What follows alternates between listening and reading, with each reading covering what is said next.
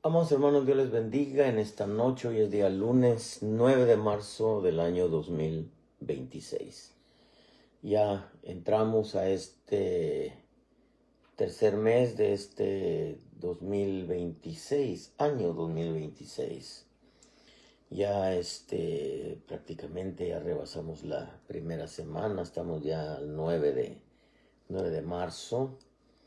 Y creemos que hay muchas cosas lamentablemente que están pasando, y una de las cosas que el Señor me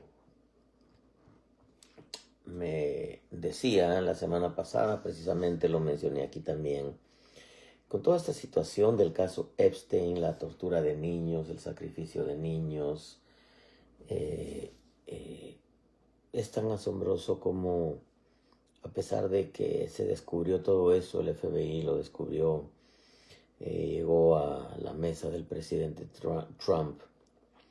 Es tan, es tan lamentable porque prácticamente, si este hombre dice ser cristiano, hablo de Trump, eh, él ha dicho que cómo va a traicionar a sus amigos al enjuiciarlos, llevarlos a la cárcel. Eso significa que si él en realidad es cristiano como dice, está cambiando al Señor por sus amigos. Segundo punto es que al no enjuiciar a todos estos, porque en realidad es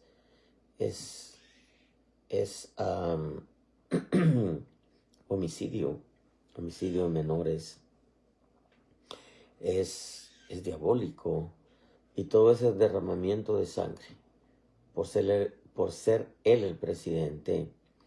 Lo que el Señor me dijo la semana pasada, que si él no enjuicia a los culpables y les hace pagar con cárcel, Dios le está dando tiempo para que él pueda, porque lo plantó para hacer justicia, y Dios lo puso para hacer justicia. Y si él no hace justicia, entonces toda esa sangre derramada, toda esa sangre inocente derramada de todos esos niños, todas esas mujeres, todas esas víctimas, va a traer maldición. Dios va a maldecir a Estados Unidos. Ahorita Estados Unidos solamente está bajo juicios correctivos desde la entrada del disque presidente Biden, aunque ya sabemos que fue Obama, ¿no? Juicios correctivos. El Señor me habló en el 2020, cuando entró Biden, me dijo: voy a comenzar con juicios correctivos sobre toda la tierra. No son los juicios de la gran tribulación. Me dijo el Espíritu Santo: voy a comenzar con los juicios correctivos, pero me dijo, en toda la tierra, pero voy a comenzar por Estados Unidos.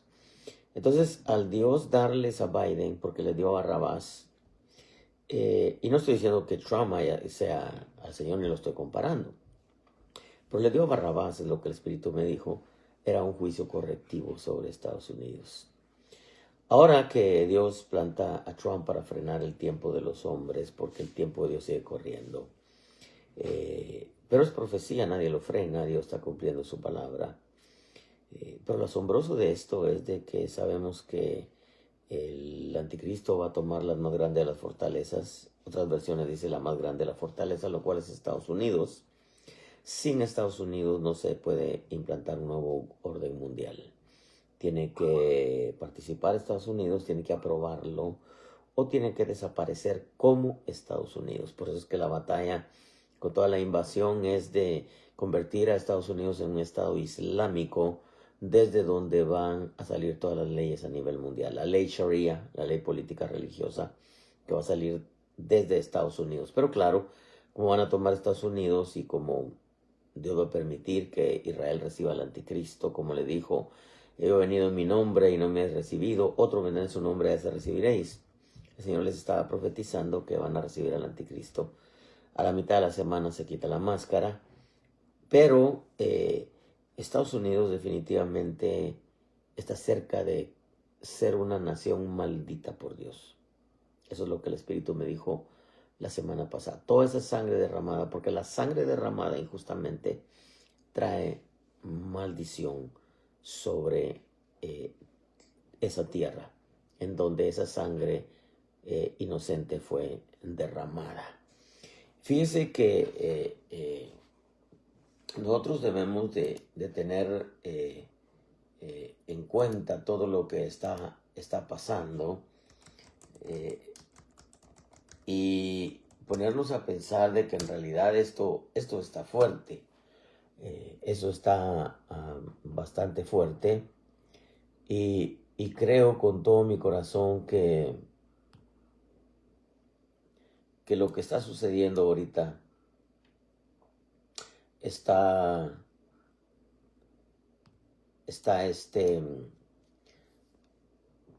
promoviendo o está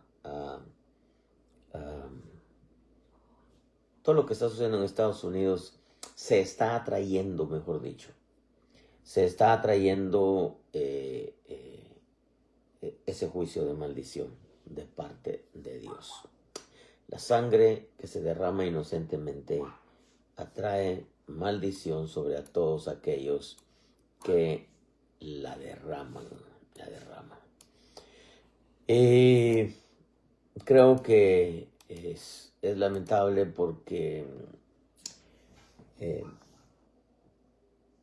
ese país que ha sido de mucha bendición para muchos, y aunque cuando leemos en el dólar, en God We Trust, no es el Dios nuestro, porque todas sus siglas, número 13 es número de rebelión, entonces están hablando del Dios dinero, el Dios dinero, in God We Trust, el Dios dinero, recordando que George Washington fue el primer presidente de Estados Unidos y fue del grado de la masonería 33. Entonces, lamentablemente, yo puedo decirle, no fue Dios quien prosperó esta nación. Definitivamente, no fue Dios quien la prosperó.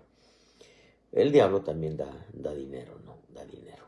Porque no me puede decir que Dios prosperó a Bill Gates. No me puede decir que Dios prosperó a Epstein. No me puede decir usted que Dios prosperó a los Rockefellers, a Soros. No fue Dios, amados hermanos, fue el diablo. Como le dijo al Señor Jesús, todo esto te daré si postrado me adorares. Como diciendo, solamente adórame, yo te doy todo lo que quieras, ¿verdad? Pero bueno, independientemente de todo esto que le he dicho hasta ahorita, que vamos a tener que hacer un tema totalmente con esto que le acabo de decir. Hay algo aquí que saltó a mi corazón en este pasaje y me revolucionó mi ser. Me revolucionó mi ser porque lo que yo le voy a decir hoy es sumamente fuerte. Sumamente fuerte. Juan capítulo 2.13, Evangelio de Juan capítulo 2.13 dice: la Pascua de los judíos estaba cerca y Jesús subió a Jerusalén. Y encontró en el templo a los que vendían bueyes, ovejas y palomas y a los que cambiaban dinero allí sentados. Y haciendo un azote de cuerdas, dice, echó a todos fuera del templo, con las ovejas y los bueyes, desparramó las monedas de los cambistas y volcó las mesas. Y dijo a los que vendían palomas: quitad esto de aquí, no hagáis de la casa de mi padre una casa de comercio. Sus discípulos se acordaron de que estaba escrito: el celo por tu casa me consumirá. Señor, añada bendición a su palabra. Una palabra nacida directamente desde el corazón de nuestro buen Dios. Hay algo aquí, hermano, que el Señor me habló la semana pasada también, precisamente. Lo anoté para ir pronto en mi teléfono. Ya ve que ahora tiene uno la facilidad de enviarse textos. Y cuando recibo algo de parte de Dios, me lo mando yo mismo para tenerlo ahí. Han habido vientos muy fuertes, como en los días de Elías. Los días de Elías revelan mucho los tiempos finales, porque Elías es arrebatado y Elías es tipo de la iglesia. Recuérdese también que en el monte de la transfiguración se le apareció al Señor Moisés y Elías. Y Elías representa a los profetas y Moisés representa la ley. Quiere decir que en la ley y en los profetas están escondidos los tiempos de la partida de la iglesia de esta tierra. Por eso es que ellos vinieron y le dijeron: el tiempo de tu partida está cerca. Recordándole que Dios no fecha con números, Dios fecha con acontecimientos. Y todo lo que estamos viendo, pues es sencillamente señal de que estamos en tiempos finales. Pero le digo todo esto porque al considerar un poquitito todo lo que estamos viendo ahora, nos damos cuenta de que verdaderamente la palabra de Dios se está cumpliendo. Y le mencionaba los días de Elías, porque hay cosas que sucedieron en los días de Elías muy bien marcados, y que nos proyectan hacia el tiempo final, ¿verdad? Pero este pasaje, hermano, que estaba viendo aquí en la primera venida del Señor. El Señor entra al templo, dice la historia de Juan 2, verso 13 al verso 17. El Señor sube a Jerusalén, encontró en el templo, dice, a los que vendían bueyes, ovejas y palomas, y a los que cambiaban dinero allí sentados. Haciendo un azote de cuerdas, echó a todos fuera del templo con las ovejas y los bueyes, y desparramó las monedas de los cambistas y volcó las mesas. Al ver esto y ver esos vientos fuertes, por eso le mencionaba a Elías, hubo un viento fuerte, hubo un terremoto, luego un fuego, pero Dios no estaba ahí. Recuerdo que la última vez que estuve, me parece en Chihuahua, hablamos un poquitito de todos esos movimientos que han venido sobre la iglesia y que muchos no han venido de parte de Dios, aunque algunos han venido de parte de Dios, pero al meter el hombre las manos, y les mencionaba, si mal no recuerdo, el movimiento de la risa comenzó normal, pero después empezaron a aullar, a mugir, a ladrar, etcétera. Entonces ya hubo una infiltración del enemigo, ¿verdad? Las caídas, por ejemplo, ese viento fuerte de que los ministros ponían las manos y la gente caía. Yo creo que Dios, el Señor Jesús, cuando habló, cuando lo fueron a apresar y habló, cayeron hacia atrás los soldados, etcétera.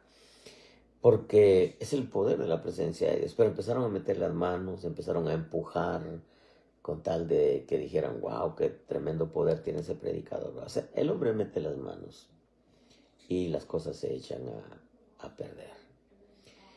Yo creo, hermano, en la guerra espiritual. La guerra espiritual, hermano, bíblica es doctrinal. Escrito está, contra escrito está. Pero se empezó a mover aquello de derramar agua, aceite, vino, sal. Rentaron hasta helicópteros, avionetas para rociar las ciudades y no pasó nada. No se conquistaron las ciudades, no pasó nada, absolutamente nada. Como ese movimiento de que cae oro, cae aceite, yo lo experimenté, hermano, en mis primeros años de evangelio, pero no pasó nada, pues. Perdón, no pasó nada, o sea, no vieron cambio, no vieron nada, pues.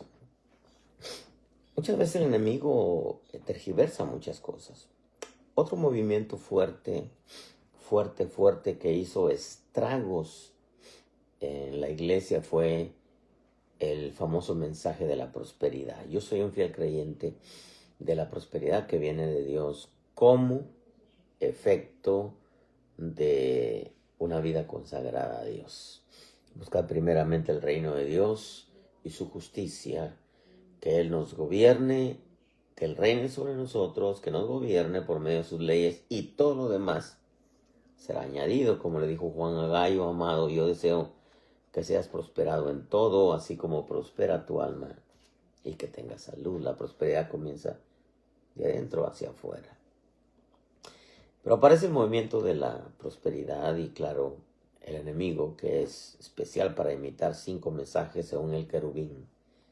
Tenía un metal en su pectoral. El oro imita la santidad. Tenía 9 piedras, imita los 9 dones. Fue creado entre tamboriles y flautas, imita la alabanza. Era querubín protector, imita las coberturas. Y el cuarto imita la prosperidad. Y entonces se infiltró con un falso mensaje de la prosperidad, donde aparecieron los comerciantes del Evangelio. El tema de esta noche es: los comerciantes no son parte del templo. No son parte del templo. Eso es lo que el Espíritu me habló la semana pasada. Usted, en esta historia de Juan, Evangelio de Juan, capítulo 2, verso 13 al verso 17, dice que estaba cerca la fiesta de la Pascua de los judíos estaba cerca. Jesús subió a Jerusalén. Encontró en el templo a los que vendían bueyes. Los bueyes en la Biblia representan a los ministros. Esto quiere decir que vendían bueyes. Significa que aquellos ministros que predican por la ofrenda. ¿Cuántos hermanos no predican por la ofrenda? ¿Cuántos hicieron sus tarjetas para que los invitaran a predicar por la ofrenda? Por la ofrenda. Muchos llamados evangelistas, en vez de estar en las calles, fueron por la ofrenda. Claro, el verdadero evangelista está en las calles, no en las iglesias. En las iglesias todos son convertidos. El evangelista, su función principal es las almas que no tienen a Cristo. Pero aparecieron muchísimos evangelistas en las iglesias predicando y cobrando cierta cantidad. Y con todo temor digo esto: yo invité a un evangelista muy famoso, no voy a decir el nombre, y muy usado por Dios, muy bonita palabra, muy bonita gracia, muy bonita unción, muy bonita enseñanza. Pero me recuerdo que cuando lo invitamos, me dijo, sí hermano, yo voy, me dice, pero mi visita cuesta $2,000. Fue una actividad que preparamos en San Diego con algunos otros pastores de otras denominaciones. Y fue algo muy bonito. Lo hicimos en una de las escuelas que nos rentaron el salón grande de la escuela. Y se reunieron unas 2,000 personas quizá.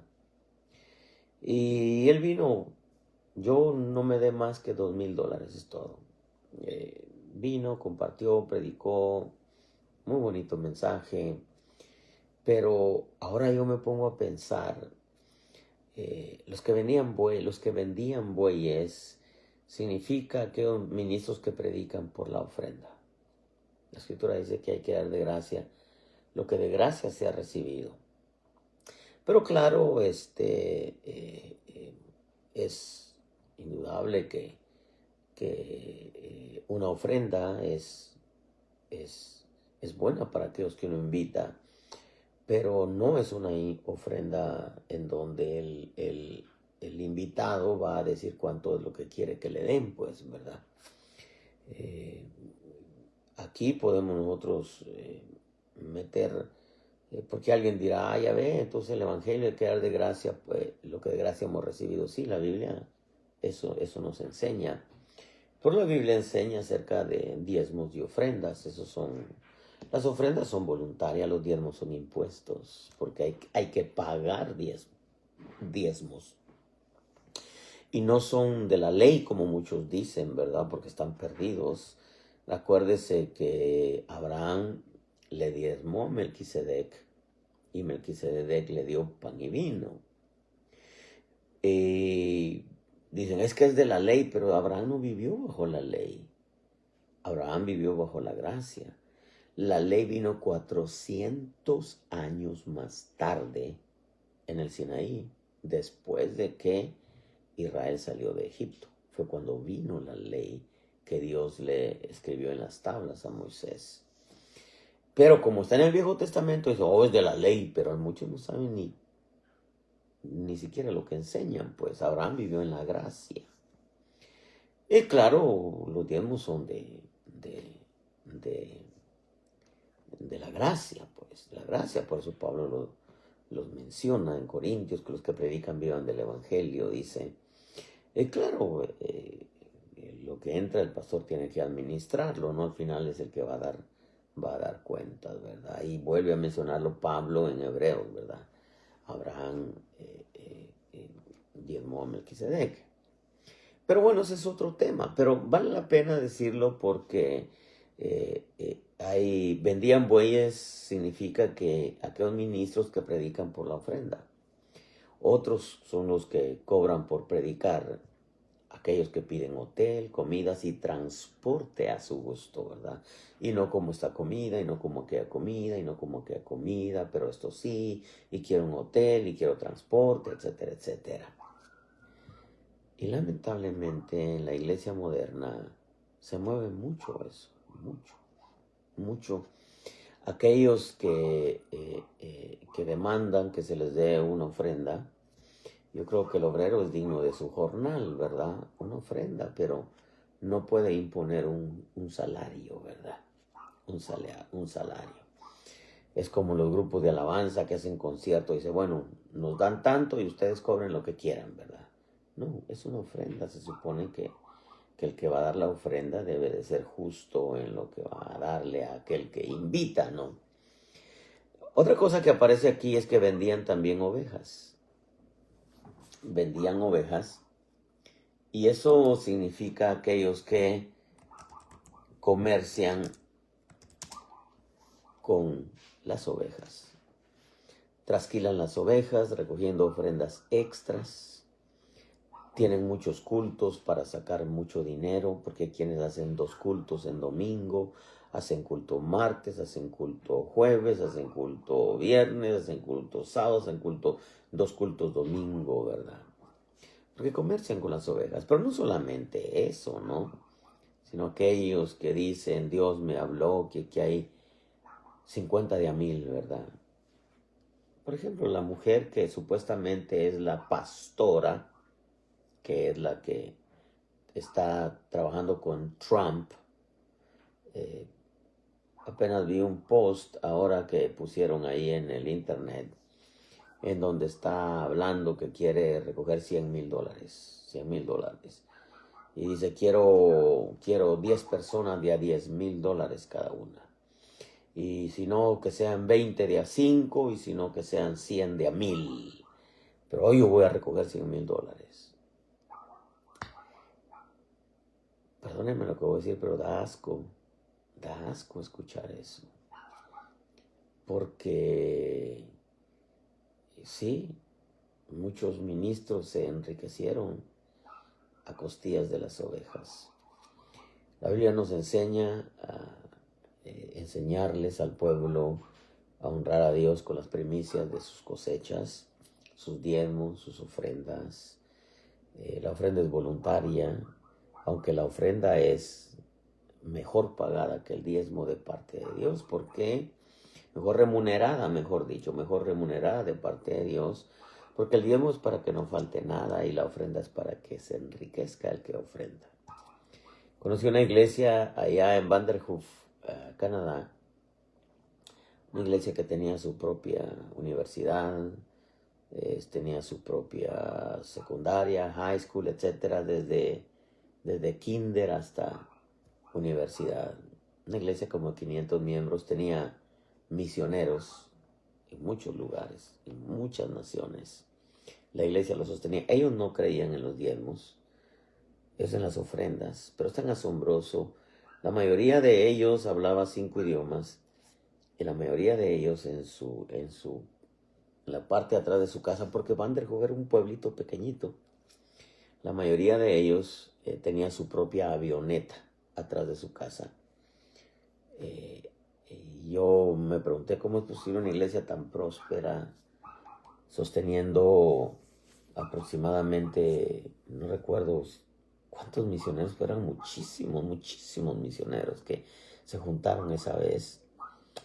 Y dije, ¿cómo le hacen? Entonces, cuando la casa que me hospedé por una familia que hablaban 5 idiomas, imagínense, eh, eh, me hospedan y veo la avioneta atrás y el señor era licenciado, el hermano, y todos eran abogados, arquitectos, ingenieros, peritos, agrónomos, científicos, etcétera. Y yo dije, ¿pero aquí dónde? Pues entonces cuando vi la avioneta estacionada detrás de sus casas, pude entender que ellos salían en su avioneta a trabajar a otras ciudades. Ellos no creían en diezmos, creían en ofrendas, porque la ofrenda es mejor remunerada que el diezmo. Pero eso es bíblico, es bíblico. Pero este pasaje, cuando el Señor Jesús entra al templo, ve a los que vendían bueyes, a los que vendían ovejas. Son los que trasquilan a las ovejas, exigiendo o recogiendo ofrendas extras. Tienen muchos cultos para sacar mucho dinero. ¿Por qué? Porque exigen. Usted mire lo que postean ahí en el internet, da asco ver eso, porque es gente que le saca dinero a las ovejas a como sea, ve. Pero dice que vendían también palomas. Y esto es todavía terrible, porque la paloma representa al Espíritu Santo. Esto es, da asco, pues, da pena esto, porque venden la unción. Venden los milagros. Ofrende tanto, venga, se le va a costar 10,000 su milagro, venga, pase por acá. Y la gente que necesitada, pues pasa y les venden el milagro. Venden las oraciones. Si usted no diezma, yo no voy a orar por usted. Perdón, si usted no ofrenda una ofrenda especial de tanto, yo no voy a orar por usted. Traiga sus títulos de sus casas, traiga los títulos de sus carros, hermano. Y son hombres que son conocidos muchas veces en el ámbito cristiano. Un hombre que yo amo mucho, respeto mucho, no es mi pastor, no es aparte, mi pastor es punto de aparte, hermano, pero este hermano que yo amo y respeto mucho, que está en Guatemala, eh, una vez hizo un culto donde yo solamente lo vi ahí en el internet, donde dice, Dios me ha dicho que hay 5 personas que van a donar su carro, su auto. Comprar un auto en Guatemala híjole, hermano, es difícil, difícil. Y dice, hay 5 personas, yo soy la primera y yo voy a donar mi auto al ministerio. Yo dije, híjole, qué forma de manipular, porque pues él era el pastor. Él se estaba donando su propio auto, y claro, al ver eso, otros fue a pasar y donaron su auto, que quizá les costó mucho, mucho, mucho tiempo juntar para comprárselo. ¿Por qué? Porque hay quienes venden la unción.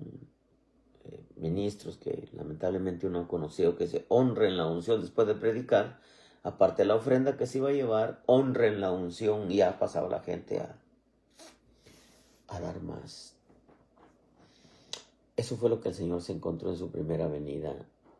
Eso fue lo que lamentablemente todavía estamos viendo, aún después del COVID, que se supone se debería de haber acabado eso.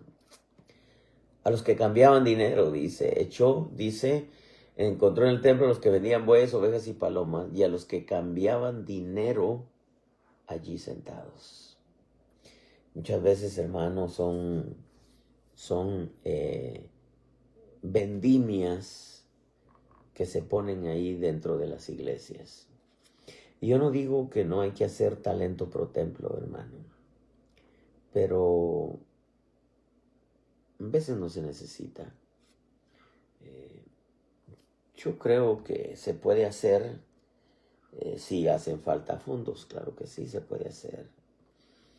En San Diego yo permitía que hicieran talento y era una entrada extra. Ahora volteo a ver un poquitito todo eso y digo, no había necesidad en realidad. Pero uno aprende, hermano, aprende. Quizás se me quitó eso una vez que fui a una iglesia muy bonita, unas 2000 personas en el DF. En la parte de atrás, aquí estaba el altar enfrente, las sillas, y en la parte de atrás era muy amplio. Habían varios cuartos divididos, abiertos, y en uno vendían zapatos, en otro vendían vestidos, en otro vendían velos, en otro vendían comida, en otro... Y fue cuando yo dije, wow, esto está fuerte, esto está fuerte. Porque yo no digo que no se podía hacer, poner ventas afuera, pero no mezclarlos dentro de la iglesia. Dice aquí que vio a los que cambiaban dinero allí sentados. O sea, ventas dentro de la iglesia. Desparramó, dice, las monedas de los cambistas.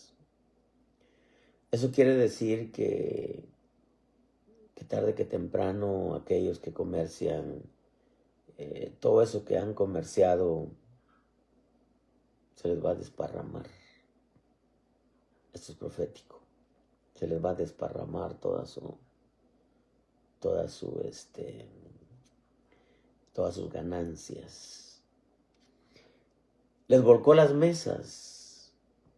Esto es delicado, pero aquí vamos a entrar en algo mucho más delicado. Les volcó las mesas, quiere decir que la mesa es, si uno menciona una mesa, ¿qué es lo que hay en la mesa? ¿O qué es lo que se sirve en la mesa? Comida, alimento. Les volcó las mesas representa que les mezcló la doctrina. Por eso ahora vemos tanta torcedura de doctrina, tantos vientos de doctrina. Algunos ya no entienden ni lo que predican.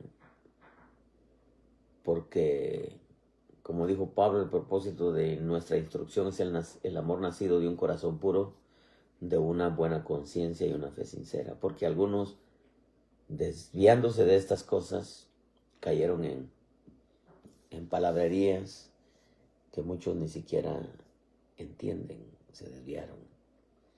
Porque el amor no era puro, la conciencia estaba manchada y la fe no era sincera por comerciar. Entonces, unos no entienden ni lo que predican. Y se perdieron como Balaam. Porque recuérdese que Balaam comenzó como profeta y terminó como adivino. ¿Por qué? Porque cuando se comercia con lo santo, hay influencia diabólica. Ese fue el arma que usó el sistema de maldad en contra del querubín. Eso fue lo que usó Balac cuando le dijo a Balaam que quería que maldijera a Israel. El único que quiere maldecirnos es el diablo, si no lo reprenda. Por eso Jesús llevó toda maldición en la cruz del Calvario. Pero se perdieron como Balaam, comenzó como profeta, terminó como adivino. Les volcó las mesas, son aquellos que por manipular a la gente a que les dé dinero, usan la palabra para hacerles creer que es de Dios que les den dinero. Pues hablamos de diezmos y ofrendas, que es lo bíblico, pero muchos les volcaron las mesas, empezaron a poner su corazón solamente en las cosas en el dinero. Y se enfatizó mucho que la prosperidad venía por darle al Señor. Y si alguien le da al Señor para recibir dinero, entonces su alma, su amor no es sincero, su fe no es pura, su fe no es sincera, su amor no es puro, su conciencia no está limpia, porque a Dios se le da para honrar a Dios, honra a Dios, no para que Dios le remunere a uno, aunque uno sabe que si uno siembra, Dios le va a remunerar, pero no debe de ser por eso que se le da a Dios. Hablo de diezmo y ofrenda, pero aquí estamos hablando de gente que se torció en doctrina por causa del comercio, por causa del falso mensaje de la prosperidad, a tal manera que manipulan la palabra, y de ministros se convierten en brujos, porque la manipulación es brujería. Entonces se convierten, manipulan a la gente usando la palabra para sacarles dinero. Les volcó las mesas, o sea, les mezcló la doctrina, y hay muchos que no saben ni siquiera lo que andan perdidos. ¿Por qué? Porque el Señor, por causa de que se convirtieron en comerciantes, les volcó las mesas. Pero esto es lo fuerte, hermano, que quiero decirle. Me llamó la atención esto semana pasada, que estaba escuchando la Biblia hablada en camino a mi trabajo. Cuando el Señor entra, estaba cerca la Pascua. Recuerden que la Pascua era una expectativa de que el Señor se iba a manifestar. Era un recordatorio de cuando el pueblo salió de Egipto. Pero ya en Israel ya no estaba esa expectativa de eso precioso. Ya la expectativa de la mayoría era el comercio, las visitas, la algarabía, la música, pero ya no era nada de gratitud hacia el Señor que los había sacado de la esclavitud de Egipto. Exactamente, lamentablemente, en un sector de la iglesia moderna, ya no es expectativa de llegar al culto a ver qué es lo que Dios va a hacer, sino muchos a ver qué van a vender, el ministro a ver cuánto va a sacar de dinero, etcétera. Estoy haciendo a un lado diezmo y ofrendas, eso aparte, pero sino ministro a ver cómo trasquilar al pueblo, ¿me entiende? Yo creo que la esencia del culto a Dios es que el Señor visite, que el Señor nos hable, que el Señor nos ministre, y nosotros también adoremos a Dios. Es una reunión con Él, ¿no? Tener amores con Él a nivel pueblo, ¿verdad? A nivel cuerpo de Cristo. Pero todo eso se perdió, y las iglesias empezaron a contaminar con dinero y dinero y dinero sin saber. Sin saber. El Señor me dice que aquí hay tantos que van a dar tanto. Entonces aparece el querubín, porque así lo engañaron a él. Así lo engañaron a él. Al final resultó comerciando con los santos. Querubín, protector. Debería de proteger la obra, y en vez de protegerlo, la desprotegió. En vez de proteger lo que le habían dado. Pero dice que encontró en el templo los que vendían bueyes, ovejas y palomas, y los que cambiaban dinero ahí sentados. Haciendo un azote de cuerdas, echó a todos fuera del templo. Y eso es lo que el Espíritu me dijo. Todos aquellos comerciantes del Evangelio, es fuerte decirlo, pero estos están fuera del templo espiritual de Dios. No solamente no van a formar parte de la esposa del Cordero, no me atrevo a decir que no van a ser salvos, porque eso es soberanía de Dios. Pero que estos no van a formar parte del templo de Dios. Y el templo de Dios es la iglesia. Tendría que meterme en el tema de la iglesia esposa y de la iglesia congregación. Pero preguntémonos, echó fuera del templo a todos, los comerciantes, los cambistas, les desparramó las monedas, les volcó las mesas. Entonces todos estos ministros que predican por la ofrenda, que cobran por predicar, que piden hotel, comidas y transporte a su gusto, no son parte del templo.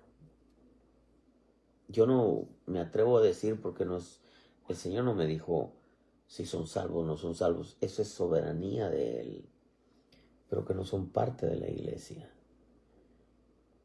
Entonces, yo me pongo a pensar, quizás sean acompañantes o quizás sean invitados, no sé, pero no son parte del templo. Los echó fuera del templo. ¿Por qué? Porque por profanos. Mira, amado hermano, Ezequiel 28:14, para entender esto un poco más, dice: tú, querubín protector de alas desplegadas, yo te puse allí, estabas en el santo monte de Dios, andabas en medio de las piedras de fuego, perfecto eras en tus caminos, desde el día que fuiste creado hasta que la iniquidad se halló en ti.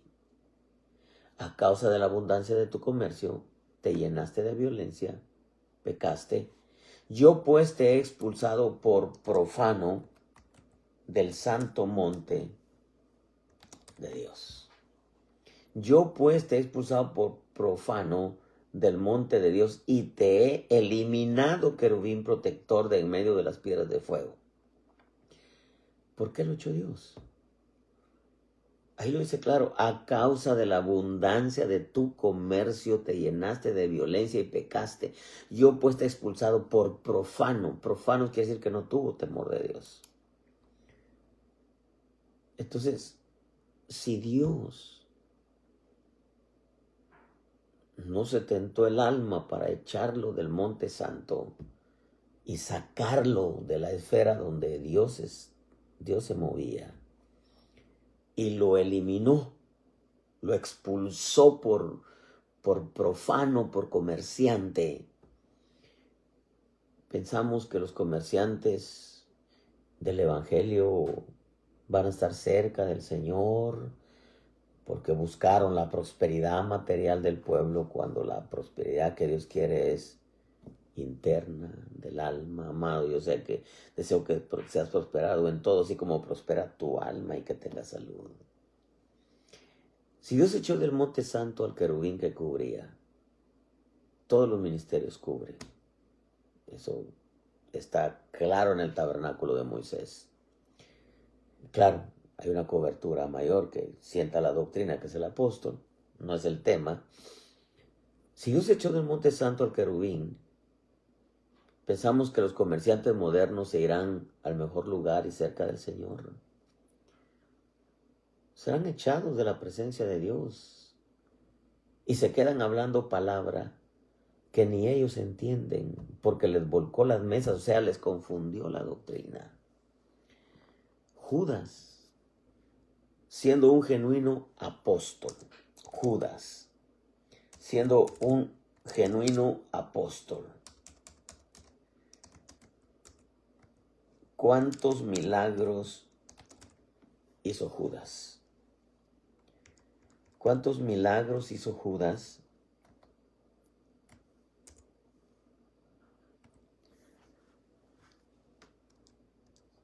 Y en el momento que comerció con el Señor por 30 monedas de plata, se ahorcó.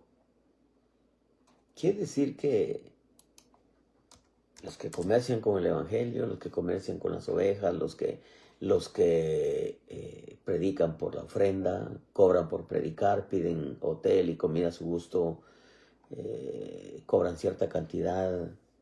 Pensamos que Dios les va a pasar por alto si no lo hizo con el querubín. A causa de la abundancia de tu comercio te llenaste de violencia y pecaste. Yo pues te he expulsado por profano y te he eliminado, querubín protector de en medio de las piedras de fuego. Judas era un genuino apóstol. ¿Cuándo se torció? ¿Cuándo comerció con el Señor. Claro, el mismo Señor, la misma Escritura dice que volvió al lugar que le pertenecía. ¿No será que los comerciantes del Evangelio vinieron igual que Judas? Esto es fuerte, hermano. Yo lo digo con mucho temor. Saúl, Dios apartó su misericordia. ¿Por qué? Porque no perdonó a Agag. No lo perdonó. El amalecita Agag no lo perdonó. Perdonó todo y se trajo con él todo lo bueno que Dios le había dicho que destruyera. Apartó su misericordia. Yo creo que Saúl, quiero creer que Saúl se fue salvo, pero me queda un signo de interrogación, porque si Dios no perdonó al querubín por comerciar con los santos, ¿qué nos hace pensar que perdonó a Saúl? ¿Qué nos hace pensar que perdonó a Balaán? ¿Qué nos hace pensar que va a perdonar a toda esa bola de comerciantes que solamente les interesa enriquecerse? Amados hermanos, los echó fuera del templo. Los echó fuera del templo significa que no formarán parte del templo. A todos los comerciantes. Significa, está claro que no los deja entrar de nuevo al templo. Bueno, si se arrepienten o algo, ya es soberanía del Señor, porque claro, Dios los puede perdonar. Pues es tan delicado, hermano. Es muy delicado esto. Porque los que predican por dinero, los que cobran por predicar, los que trasquilan al pueblo, los que venden la unción, los que venden los milagros, los que venden las oraciones, ¿será que Dios los va a dejar seguir siendo parte del templo? El Espíritu me dijo los echa del templo. ¿Por qué? Porque a la hora de promover tanto el dinero, es adoración a otro Dios llamado Mamón. Y la Escritura dice, no podéis servir a dos señores, porque aborreceréis a uno y amarás al otro. No se puede. Entonces, la hora de ver los comerciantes del Evangelio que ponen su corazón en las riquezas materiales o en el dinero, están adorando a otro Dios y están aborreciendo al Señor. ¿Será que el Señor se las va a dejar pasar si no se lo dejó pasar al querubín? A causa de la abundancia de tu comercio te llenaste de violencia y pecaste, y yo pues te he expulsado por profano del monte de Dios. Te he eliminado, querubín protector de en medio de las piedras de fuego. Predicadores, ministros, apóstoles, profetas, evangelistas, maestros, pastores. Escudriñe eso. Escudriñe su corazón. ¿Por qué usted predica? ¿Por qué usted predica? ¿Por las almas o por el dinero de las almas? Es un asunto suyo. Si hubiera esta noche un corazón que no conoce al Señor, hoy es una buena noche para decirle, Señor, hoy te entrego mi vida, hoy te entrego mi alma, mi corazón, mi mente, mi espíritu, mis metas, mis anhelos, mis proyectos, mi familia, mi eternidad la pongo en tus manos. Te recibo como mi Salvador. Mi eternidad la pongo en tus manos. Hoy te recibo como mi Salvador, Señor. Él te quiere salvar. Si hubiera alguien que se ha alejado del Señor, y alejarse del Señor no implica que ya no te congregas. Hay quienes se congregan. Y el tema es claro. Hay quienes predican por el dinero. Quieren ser ministros por el dinero. Quieren predicar porque... Así me dijo una vez un hermano en San Diego. Ya tenía sus años. Yo estaba joven en aquel tiempo. Tenía... que será 34 años. Ya tenía como sus 60, 65. Me dijo, pastor, yo creo ya decidí que me voy a hacer pastor, me dijo. Le dije, ¿por qué, hermano? Pues ya estoy viejo, dice. No he hecho nada y me doy cuenta que los pastores viven bien. Ay, hermano, no. Le dije, hermano, usted no sabe lo que dice. Dios tenga misericordia de usted. Mire, ¿a quiénes dicen estar cerca del Señor y no están lejos? El caso de Balaam. El caso de Balaam. Comenzó profeta, terminó adivino. Él mismo lo dice, caído con los ojos abiertos. El que oye las palabras de Dios, el que habla la palabra de Dios. El que oye la palabra. Era oídos abiertos, ojos abiertos. La palabra estaba revelada. Pero siempre terminaba con dinero. Hacía muchos predicadores, Dios los usa. Dios los usa. Y lo que hablan es de Dios, pero al final sellan su mensaje con dinero. Vamos a recoger una ofrenda especial. Y Dios me dijo esto. Y Dios me dijo que hay tantos de 1000, tantos de 100, tantos de 500. Al final Dios les vuelca las mesas. Y ya no saben ni lo que predican. Porque predican por dinero. Y si la gente no les da, se los echan enemigos. Les declaran guerra santa a aquellos que no les ponen que comer en la boca. Eso dice la Escritura. Si hubiera alguien que está enfermo,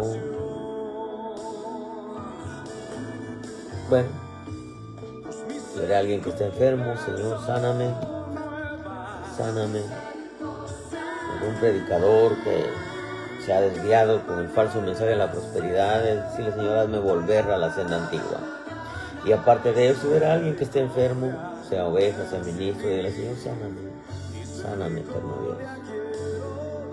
La promesa todavía está ahí, todavía está ahí.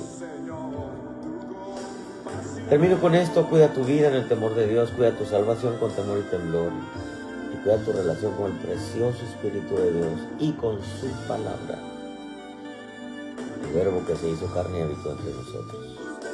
Y dale un clic a tu teléfono, comparte. 30 días duran nuestras predicaciones, luego las borran. Lamentablemente el diablo es astuto. El diablo es astuto. El diablo es astuto y busca la manera de cómo no pueda el mensaje ser propagado. Pero Dios quiere usarte. Hazle un clic y comparte con tus contactos, para que el mensaje llegue a aquellos que verdaderamente aman a Dios y a su palabra. El día de mañana es martes, si Dios nos presta la vida, estaremos de nuevo con una palabra nacida directamente desde el corazón de nuestro buen Dios para su pueblo. Cuídense mucho y que Dios les bendiga ricamente.